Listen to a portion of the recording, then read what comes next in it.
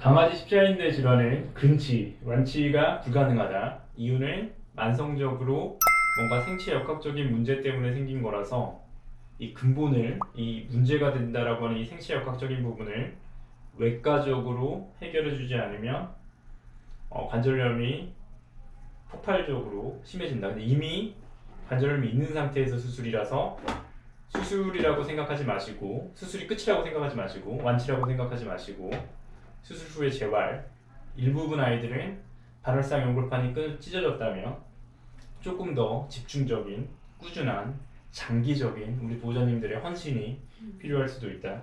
수술에서 가장 흔한 거는 인공인대 수술이죠.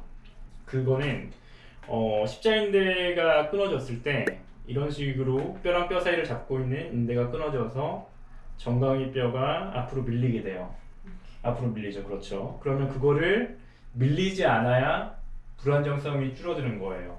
밀릴 때마다 추가적으로 연골판이 아까 쿠션이 반월상 연골판이 찢어진다라고 했으니까요. 허벅지 뼈랑 그다음에 정강이 뼈의 터널을 만들어서 허벅지 뼈랑 정강이 뼈를 이렇게 묶어주는 거예요. 인공인대 물질로. 흔하게 생각할 때는 뼈랑 묶으면 그렇죠. 이 안에 묶으면 된다라고 저도 학교 다닐 때 생각을 했는데 안 되죠. 왜냐하면 사람도 강아지도 묶을 수가 없어요. 다 단열이 돼요. 그래서 오히려 찢어진 거는 제거할 수 있을 땐 제거를 저희는 하고 있고요. 염증원이 될 수 있으니까. 이 부분은 약간 논쟁이 될 수 있는데 그 다음에 인공인대 수술은 뼈랑 뼈 사이를 이렇게 두꺼운 실로 연결해서 밀리지 않게 하는 거다. 쉽게 생각하면 굉장히 수술이 잘 될 것 같단 말이에요. 특히 사람의 경우에 십자인대 수술 안 하는 경우도 많지만 만약에 수술하게 되면 이렇게 수술을 하고 이런 수술조차도 관절경을 넣어서 여기 되게 잘 되네. 잘 시간이에요. 관절경을 넣어서 최소 침습적으로 수술을 해요. 자기 걸로 하기도 하고 다른 사람의 걸로 하기도 하고. 근데 강아지는 이제 본인 걸로 하는 건 좀 약해요. 그래서 본인 걸로 하는 부분도 있긴 하지만 약해서 이렇게 본인 걸로 한다는 얘기는 이렇게 힘줄의 일부분을 연결을 해주는 건데 추가로는 할 수 있지만 이거 하나로 하기엔 너무 약해서 금방 늘어나서 인공봉합사, 인공물질을 사용해서 수술을 하게 되고 그게 이제 인공인대 수술이에요. 장점은 뭘까요? 인공인대 수술의 장점. 장점밖에 생각이 안 나요. 인공인대 장점은 아무래도 비용이 조금 더 저렴하죠. 다른 수술, 예를 들어서 좀 이따 말씀드릴 절골 수술, 뼈를 자르는 수술에 비해서는. 그 다음에 기술적인 부분도 절골 수술에 비해서는 장비 이런 데 빠르게 끝나는 거, 침습적인 거 이런 부분으로 봤을 때는 수술 시간 이런 걸로 봤을 때, 아니 출혈 이런 걸로 봤을 때는 훨씬 더 이득이 될 수가 있죠. 그래서 이런 장점이 있지만 단점은 뭐죠?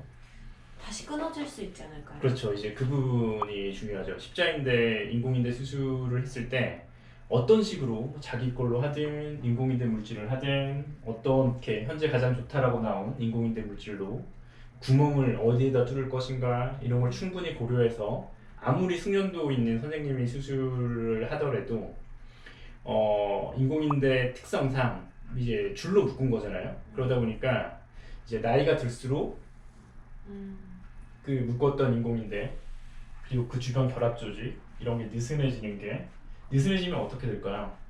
다시 밀리죠. 다시 밀리면 그게 불안정성이고 연골판이 또 찢어지기 시작하고 통증을 느끼고 관절염이 심해지겠죠. 그럼 또 수술을 해야 되나요? 이게 포인트예요.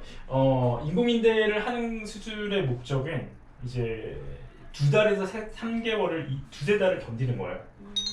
그러니까 무슨 말씀이냐면 인공인대 수술을 받으시고 2달 후에 재검을 했는데 밀림이 없다. 이럴 경우에는 수술의 초기의 목적은 달성을 한 거예요. 이후에 밀리는 거는 결합 조직이 형성이 잘 안 되거나 이게 느슨해진 거거나 다른 생체역학적인 부분이 영향을 끼친 거라서 그러니까 재활이 제대로 안 된 부분도 거기 들어갈 거고요.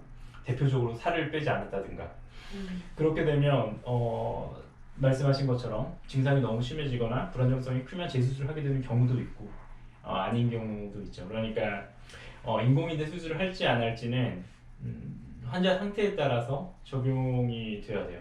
그 부분에 대해서는 계속적으로 지금 저희가 논의를 해볼 텐데 어떤 아이가 인공인대 수술하면 좋을까요? 영희 선생님 생각에는. 좀 소형견?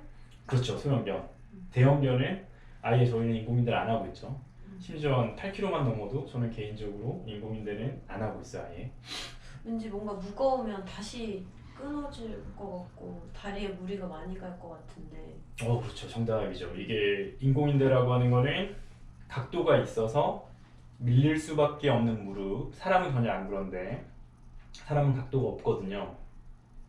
근데 강아지는 각도가 있어서 밀릴 수밖에 없는 이런 무릎을 꽉 잡고 있는 거라서 무릎에 이런 경사, 예를 들어서 이렇게 무릎에 경사가 있는 거예요.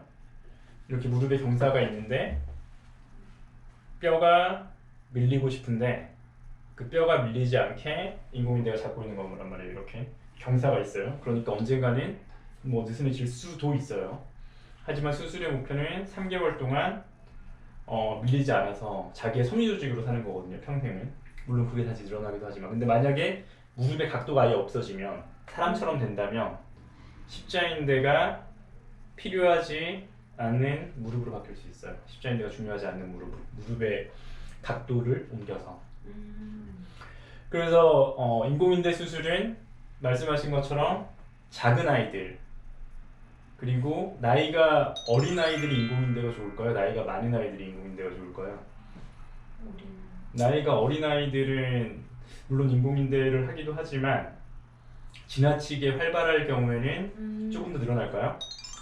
만약에 자기 섬유조직으로 무릎의 밀림을 없애서 불안정성을 없앤다라고 했는데 살날이 앞으로 10년을 더 살아야 돼요. 그럼 언젠가는 더 밀릴 가능성이 있겠죠.